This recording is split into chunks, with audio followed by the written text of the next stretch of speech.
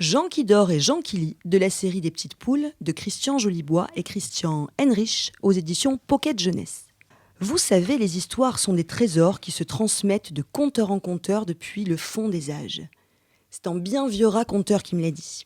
Alors, en tant que diseuse de belles histoires, je n'ai pas pu m'empêcher pour vous présenter la série de livres Les Petites Poules, de le faire en choisissant le tome Jean qui dort et Jean qui lit.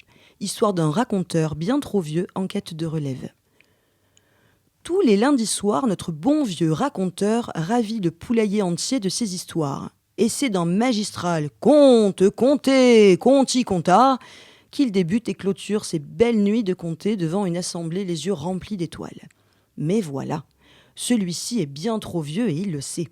Alors à la fin d'un beau lundi soir, il partit, malheureux et fatigué, se ressassant qu'il serait temps de trouver un successeur pour que ses histoires ne disparaissent pas.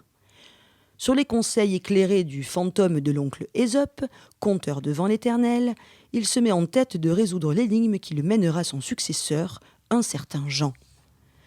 Alors, pour aider notre pauvre raconteur un peu dépassé par les événements et par la fatigue, Bélino, un petit bélier, Carmen, une jolie poule, et Carmelito, le frère de Carmen, se mirent en chemin pour le retrouver.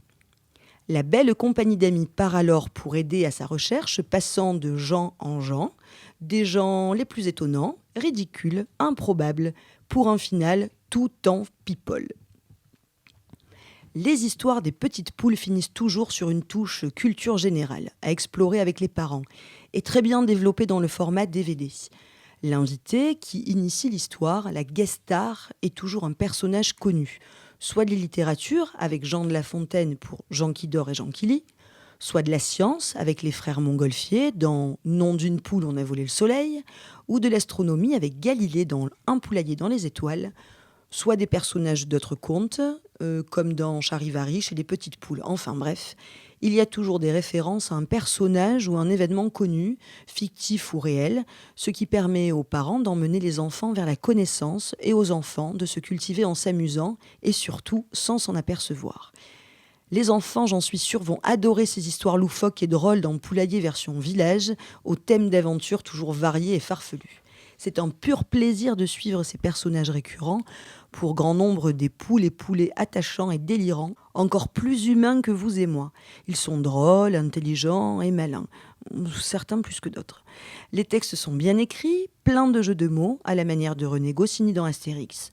Le vocabulaire est simple et facile à comprendre. Le format poche est agréable, souple ou cartonné, les dessins très très réussis. Et il faut dire que tant l'auteur que l'illustrateur excellent dans cette collection d'histoires. Un joli duo pour une parfaite série de 14 tomes, suffisamment fin pour se glisser sans problème dans un cartable, sous un oreiller et surtout dans une bibliothèque. Le plus de cette série, c'est que les histoires sont déclinées en livres poche, bien sûr, et en BD pour les adeptes des bulles, mais aussi en dessins animés qui ont trouvé leur place dans la programmation jeunesse de France 5, et pour les plus fans en DVD. Ce beau panel de supports permet ainsi à tous les enfants de trouver le format idéal pour partir faire un petit tour au pays de Carmen, Carmelito, Petit Coq et Bélino dans leur beau poulailler en forme d'œuf. Jean qui dort et Jean qui lit, de la série des petites poules de Christian Jolibois et Christian Henrich aux éditions Pocket Jeunesse. Un livre à se faire lire et relire à partir de 4-5 ans, à lire et à relire seul à partir de 6-7 ans, enfin, dès que l'on sait lire simplement.